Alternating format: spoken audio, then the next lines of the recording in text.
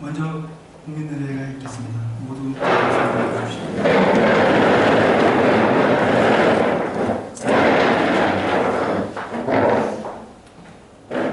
국회에 대하여 경례.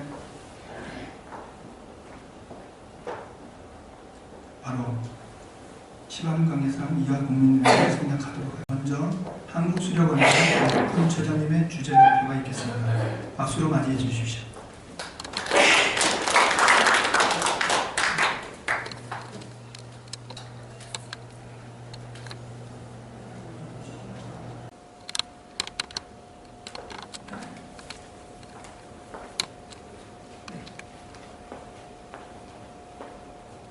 네, 반갑습니다. 저는 경주에서 왔습니다. 우리 한국수력 원자력이라는 회사는 원자력하고 수력, 양수발전소를 건설하고 운영하는 회사고요. 최근에는 이제 신재생 때문에 연료전지라든지 그다음에 우리나라에서 돈이 저희 회사가 자본이 지금 발전회사 중에 제일 많거든요. 그래서 신재생에 더 많이 투자하고 거의 한 1조 정도의 자본 투자를 지금 진행 중에 있는 회사입니다. 오늘 제가 말씀드릴 내용은 에너지라는 것이 과연 우리 삶에 어떤 영향을 미치고 있는지 사실 일반 국민들은 잘 모르고 있거든요. 근데 이걸 적나라하게 제가 보여드리고 원자력은 그런 왜 우리가 선택할 수밖에 없는지에 대한 그런 문제, 그다음에 어떤 문제점이 있는지 그런 얘기들을 좀 해보겠습니다. 이 그림이 뭐냐면요, 오른쪽은 현재 엄청나게 큰 배가 하루 종일 폭탄을 푸고 있어요. 하루 종일 푸고 있어요. 그 다음에 그거 배 빠지면 또 다음 배가 왔습니다. 계속 다 수입해 오는 거예요. 그 다음에 이제 이산화탄소가 폭탄은 많이 나오죠. 원자력은 왜 10이라는 수치가 나오냐면 이거는 연료를 생산할 때 전기를 쓰기 때문에 조금 나온다고 보는 거예요. 실제로 전기를 생산할 때 나오는 게 아니라 연료를 생산할 때 좀 나와요. 전기를 쓰다 보니까 이런 수치가 나오는 거거든요. 그러니까 석탄은 뭐 실제로 많이 나오잖아요. 거의 100배 정도가 나와요. 여기 일본이 후쿠시마 사고 나서 갑자기 무역 수지가 적자가 났어요. 왜? 원자력을 안 하니까 가스를 사와요. 전기를 생산하기 위해서 가스를 수입해가지고 무역 적자가 됐어요. 일본이. 우리가 보면 일본은 되게 잘 사는 나라, 안정된 나라라고 생각하잖아요. 원자력 때문에 이렇게 타격을 하는 거예요. 지금도 계속 적자를, 무역 적자를 유지하고 있어요. 우리나라는 어떻게 되겠습니까? 당연히 우리나라는 에너지 수입국 세계 5위, 3위, 9위. 우리나라가 이산화탄소 배출국 7위, 전 세계 7위입니다. 엄청나게 에너지를 많이 쓰고 있어요. 그 돈 어디서 나와요? 여기 수입. 2014년, 제가 2014년 데이터를 왜 가져왔냐면 15년 데이터는 무역이 너무 안 좋아가지고 별 의미가 없더라고요. 그래서 조금 14년이 더 많아요. 수입도 많고 수출도 많고. 이걸 가져왔는데 수입의 3분의 1을 에너지 수입하고 있어요. 여기 구미에서 LG전자, 반도체, 텔레비전, 그 다음에 현대자동차, 그 다음에 뭐 다 팔고 가져오면 이게 안 돼요. 우리나라의 3대 수출 품목이 뭔지 아십니까? 자동차, 전자제품, 반도체, 그다음 조선인데 조선은 좀 뭐 힘들죠? 이 3대 수출 품목이 다 팔면 에너지 수입할 수 있는 돈이 좋아요. 딱 맞아요. 구미에서 전자제품 생산하지 않는다? 에너지 수입할 수 없어요. 현실이에요. 그래서 우리나라는 이렇게 여러 가지 에너지를 섞어서 쓸 수밖에 없어요. 뭐 좋아서 쓰는 게 아니에요. 어쩔 수 없이. 선택의 여지가 없어요. 아무것도 없는 나라이기 때문에. 그렇다고 비싼 거 쓸 수도 없고, 그렇다고 원자력만 할 수도 없고, 또 석탄만 할 수도 없고. 그러니까 묘책을 만들어낸 게 여러 가지 섞어서 쓰자. 그래서 이 섞어서 쓰는 비율을 적당히 그냥 해요. 욕 안 먹을 정도로 적당히 섞어가지고 쓰는 거예요. 우리나라에 어쩔 수 없이 원자력을 이렇게 많이 할 수가 없어요. 이것도 선택의 여지가 없이. 박정희 대통령이 고리 1호기 원자력 발전소를 건설하지 않았으면 우리나라는 어떻게 살고 있을까? 저는 생각하는데 항상 필리핀처럼 살 거다. 필리핀이 원자력 발전소를 포기했어요. 그래서 지금 그러고 살고 있는 거예요. 원자력은 이런 물질이 무거운 물질, 우라늄이 쪼개지면서 열이 나는 거거든요. 불꽃이 없어요. 아무것도 안 보이는데 열이 나고 있다. 왜냐하면 이 움직임에 의해서 이런 것들이 안 보이는 물질이 움직이면서 열이 나는데 여기는 방사선 물질이 나와요. 이 방사선을 사람들이 걱정하는 거죠. 이 방사선을 관리를 해야 돼요. 근데 이제 앞으로 핵융합이라는 기술도 만들고 있는데 이것도 원자력 기술인데 이거는 방사선이 안 나오는 기술이에요. 그래서 고속중심로라는 기술과 핵융합이라는 기술을 과학자들이 연구하고 있어요. 이것이 해결이 되면 이제 인류의 에너지 문제는 다 해결됩니다. 방사선은 안 나오니까. 근데 방사선이라는 것은요, 이거 좀 지나갈게요. 이렇게 방사선이라는 것은 콘크리트만 있으면 다 막을 수가 있어요. 그래서 원자력 발전소가 콘크리트를 이렇게 짓는 겁니다. 핵전쟁이 일어나면 여러분들은 어디로 가요? 콘크리트 건물 지하로 들어가면 살 수 있어요. 걱정 안 하셔도. 뭐 김정은이가 뭐 핵무기 가지고 저렇게 난리치는데 그냥 땅속에 들어가서 숨어 있으면 돼요. 그 다음에 핵폭탄이 터진 다음에는 이런 물질이 돌아다니거든요. 그 다음에 그때는 우리한테 피해를 많이 안 줘요. 핵 터질 때만 피해를 주는 거예요. 그래서 지하에 지하철, 각 건물의 지하실 이런 것이 상당히 중요한 역할을 합니다. 그래서 발전소는 고장이 날 가능성이 있다고 항상 가정을 하고 안전을 대비하는 거예요. 사람도 실수할 수 있고 기계도 고장날 수 있다. 우리는 사람도 안 믿고 기계가 안 믿습니다. 그래서 대비책을 만듭니다. 사람을 믿고 기계를 믿다가 문제가 생기면 방법이 없잖아요. 그래서 그걸 안 믿고 대비책을 만드는 거예요. 그래서 이제 뭐 여러 가지 방어 체계, 다단계 여러 가지 방어 체계를 그다음에 안전 기능도 여러 가지. 그다음 사고가 나더라도 사고가 나는 걸 가정해서 어떻게 할 거냐 준비를 하는 거지. 그다음에 여러 가지 방어 체계. 그다음에 기계가 한 개만 있는 게 아니라 두 개, 세 개씩 만들어요. 한 개만 문제가 생길 수 있으니까. 그리고 기계를 요 건물에도 넣어놓고 또 다른 건물에 넣어요. 이 건물이 무너지면 다른 건물에 있는 기계가 작동할 수 있고 여러 가지 그런 장치를 만드는 겁니다. 방사선에 대해서 걱정을 많이 하실까고 제가 잠깐 이 자료 보여드릴게요. 인류는요 암에 걸려서 죽을 확률이 43%랍니다. 우리 모든 사람이 둘 중에 한 명은 암에 걸려 죽는 거예요. 그런데 방사선에 의해서 암에 걸릴 확률은 거의 없어요.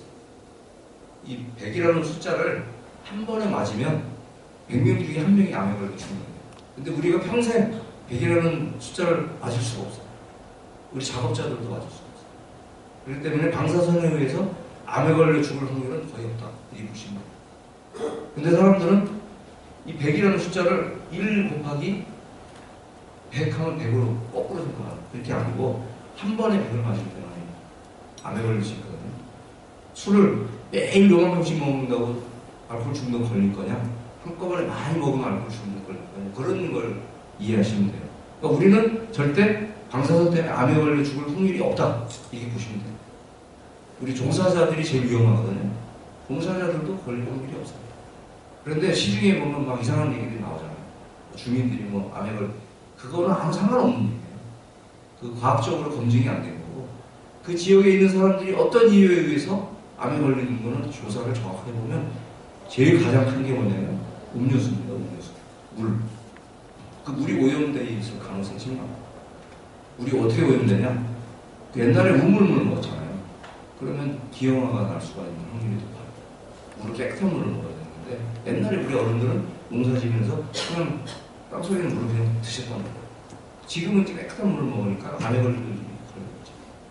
여러 가지 변수가 많이 있어요. 그런데 발전소 때문에 암에 걸린다고 이상한 얘기를 많이 하고 있죠. 그럼 우리 직원들이 암에 더 많이 걸려야 되는데 우리 직원들이 별로 암에 걸리는 건 없거든요. 평균을 내보면요 우리 직원들이 암에 걸리는 그 확률이 더 낮아요. 이상하지 않습니까? 우리 방사선이라는 것은 이 인류가 살면서 많이 맞아요. 엑스레이 같은 거 찍을 때 많이 맞고 제일 많이 맞는 게 이제 암 치료할 때 많이 맞죠. 암 치료는 엄청나게 센 방사선이 그런데 그 치료를 하고도 살아나잖아요. 왜? 그 세포만 죽이고 그 세포만 딱 죽이거든요. 그럼 암세포도 죽고 그 세포도 죽죠. 그 다음에 그 세포가 다시 살아나요. 그래서 암치료를 해서 쓰는 건 엄청나게 많은 거거든요. 어마어마합니다. 근데 브라질이라는 나라의 어느 지역은요, 방사선이 많이 나오는 지역이 있어요. 근데 거기 살면 많이 맞는 거죠. 근데 멀쩡하게 살고 있어요. 왜냐? 이 수치가 10이란 말이지. 제가 얘기했죠. 100이라는 거를 한꺼번에 맞아야 안 해버리는데 10이니까 1년 내내 맞는 게 10이니까 그 맞아도 별로 효과가 없어요. 우리나라에 발전소 주변에 사는 사람들은 한 1 정도? 1 정도도 못 나요. 여기 작업자들이 1 정도만. 주민들은 1 정도. 상당히 관리를 잘하고 있어요. 여러 가지 전지를 설치하고 뭐 이런 걸 하고 있죠. 그런데 그거를 전기를 끌고 오기가 너무 힘들어요. 너무. 그래서 어쩔 수 없이 과학자들이 원자력에 매달릴 수밖에 없는 거예요. 이 정도 시간 제한 때문에 이 정도 하고 혹시 질문이 있으면 좀 들어보겠습니다.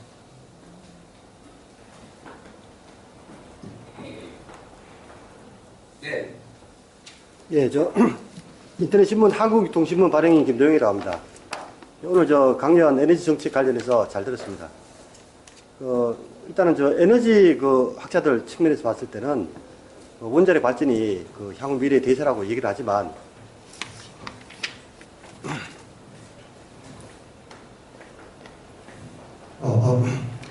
예, 에너지 학자들이 에너지 측면에서 봤을 때 원자력 발전이 미래의 대세라고 이렇게 얘기는 합니다. 간간히 듣고 있는데, 그리고 이제 각종 조사와 통계에 의해서도 설득력 있게 이렇게 많이 발표되고 있는 걸 봤습니다. 근데 제일 중요한 문제는 2014년도에 후쿠시마 원전, 그것 때문에 이제 원자력에 대한 사람들이 관심이 많이 커졌고, 공포감도 있고, 뭐 그런 문제가 있었고, 그 이후로 우리나라 같은 경우도 이제 월성 1호기, 한 30년 이상 된 원전에 대한 논란이 많았고, 또 최근에 10년도 연장한다는 것에 대해서 1심에서 이제 일단 판결이 났고, 거기에 대해서도 한국수력원자력에서 또 이제 항소한 걸로 알고 있습니다. 일단은 이제 모든 게 제일 중요한 게 이제 경제적 가치인데, 경제적 가치도 중요하지만 원자력 발전 같은 경우는 한 번의 사고로 치명적인 미래를 도래할 수 있다는 그런 이제 측면이 많습니다. 그래서 만에 하나 그런 사건이 났을 때 때문에 사람들이 우려를 하는 거지, 이 원자력 자체에 대해서는 뭐 그렇게 이제 나쁘지 않다 이렇게 보고 있는 견해도 있습니다. 그래서 지금 현재 월성 1호기 연장을 한 거에 대한 의견하고, 그 다음에 원자력 발전대에 나오는 고준위 폐기물, 거기에 대한 처리가 지금 어떻게 명확하게 되고 있는지, 거기에 대해서 좀 한 말씀 부탁드리겠습니다. 월성 1호기 거는 뭐 기술적인 문제가 있는 게 아니고요. 법원에서 볼 때 법에서 명시한 어떤 절차를 승인해주는 사람들이, 우리가 아니라 승인해주는 사람들이 절차를 하나하나 확인하고, 그 다음에 기술적으로 문제가 없더라도 프로세스를 거치는 데서 약간 미흡한 게 아니냐 해가지고 절차를 잘못했다 이런 얘기를 했거든요. 그런데 원자력 안전위원회에서는 절차상의 문제가 없다 해서 항소를 한 거고, 우리 회사와의 문제가 아니라 승인해준 기관에서 어떤 절차를 거쳐야 되는데, 결제를 예를 들어서 뭐 윗사람까지 결제 안 하고 밑에 사람이 했다, 이걸 문제 삼은 거죠. 그러니까 그거는 내부의 문제이기 때문에 저는 행정적인 부분은 뭐 클리어 될 거라고 보고요. 그 다음에 고준위에 대해서는요, 고준위 폐기물은 이미 스위스나 핀란드 같은 데에서 스웨덴이나 핀란드 같은 데서는 이미 처리 방법이 결정돼가지고 지하 500m 이하에다가 묻는 걸로 결정을 해서 이미 땅을 파고 공사를 하고 있어요. 그러니까 우리도 사람이 인류가 멸종하기 전까지 땅속에 과연 어디에서 어느 정도 깊이에서 살 수 있는가를 생각해 봤을 때 지하 500m에서 과연 살 수 있겠느냐, 사람들이 거기 안 들어갈 거다, 땅속에 묻어놓자, 이렇게 된 겁니다. 배경은. 그래서 뭐 예를 들어 지하 500m에서 지하자원을 발굴할 계획이 있으면 1000m에다가 넣는다든지, 그래서 이런 걸 정하면 되는 거거든요. 그건 기술적으로 아무 문제가 없는 거죠. 단지 국민들이 내 지역에다가 땅을 파서 묻는 거를 싫어하는 그런 거 있잖아요. 아직 그런 것이 합의가 안 된 거죠. 합의가 되면 지하에 500m, 1000m 안에다가 넣으면 문제가 없는 거죠. 예, 그럼 마지막 추가로요. 궁금한 게 있는데요. 지금 오늘 백훈 홍보실장님께서 오늘 이제 자료를 취합해서 이제 요 에너지 원자력에 대한 타당성을 멋지게 설명하셨습니다. 그럼 이 자료들의 출처, 그리고 이 자료가 확실히 검증받은 자료인지 그걸 알 수 있는 밑에 자료 다 써놨어요. 예, 그럼 그런 자료를 좀 더 이렇게 나중에 네. 보강으로 얻을 수 있을까요? 예, 예. 제가 밑에 출처는 다 써놨습니다. 예, 예, 그럼 그런 자료들도 한번 이제 공식적으로 좀 공개했으면 예, 제가 좋겠습니다. 다 드릴 수 있습니다. 예, 일단 부탁드리겠습니다. 예. 예, 고맙습니다. 예.